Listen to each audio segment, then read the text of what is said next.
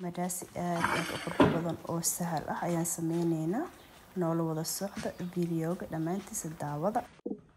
Assalaamu calaykum asxaabta, soo dhawaada. maanta waxaan wadnaa madaasiga sida u sameysto madaasi ukun la'aan ah.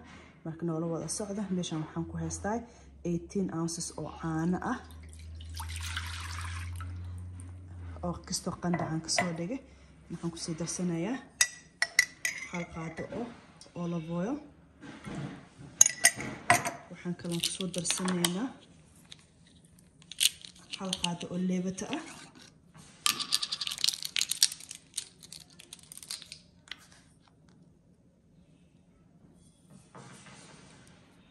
waxaan kaloo ku soo darsan doonaa hal qaado oo laba qaado oo sokor ah.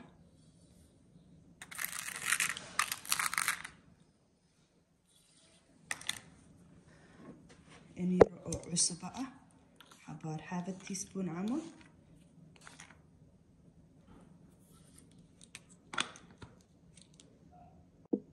waxaan kaloo intaa ku haysanaa 30 ounces oo bur all purpose flour.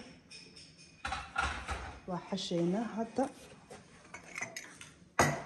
burkan waxaan ka rabaa madaasi iyo pizza ayaan ka dhigan doonaa. waa one dough oo laba style u sameyn doona insha Allah.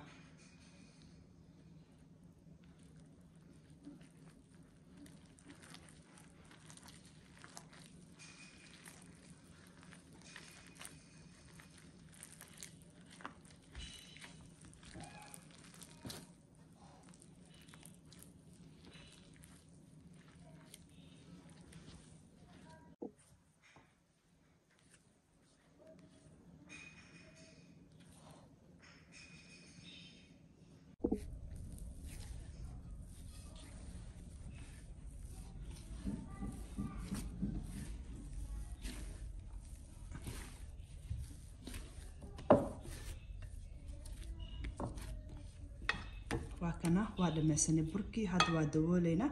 waa sugeynaa ilaa iyo saxanka almost kasoo buuxsamo. marka kabacdi jarjaran doona. waa fidsaneynaa waana jarjarneynaa waana dubi doona insha Allah. like I said, burkan laba qayb ayaan u kala goosanayaa. half waxaan ka rabaa inaan madaasi ka sameeyo, half kalena pizza ayaan ka sameynaa. noola wada socda insha Allah.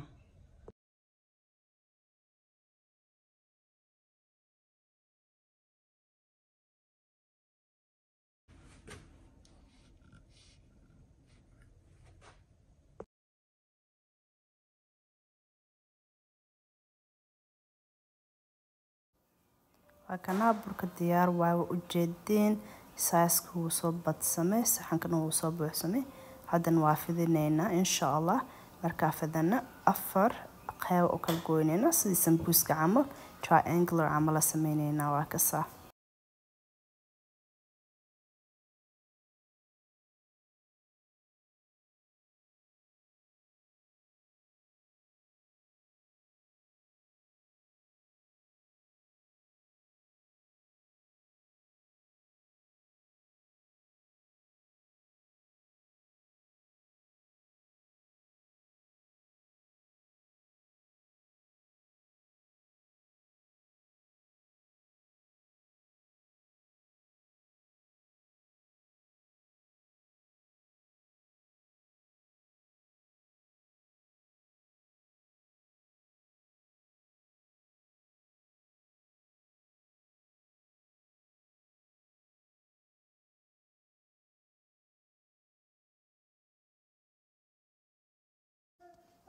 waa duweyna. hadda madaasiga waa kana. ana waxaan isticmaalaa avocado oil ayaan ku dubsadaa.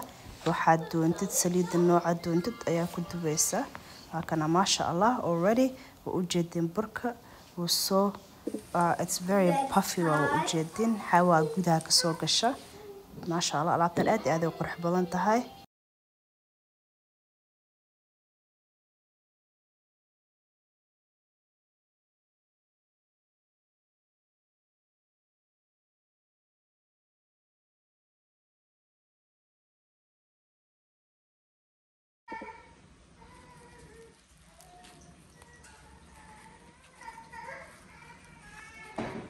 هكذا وجدين بركي ما شاء الله.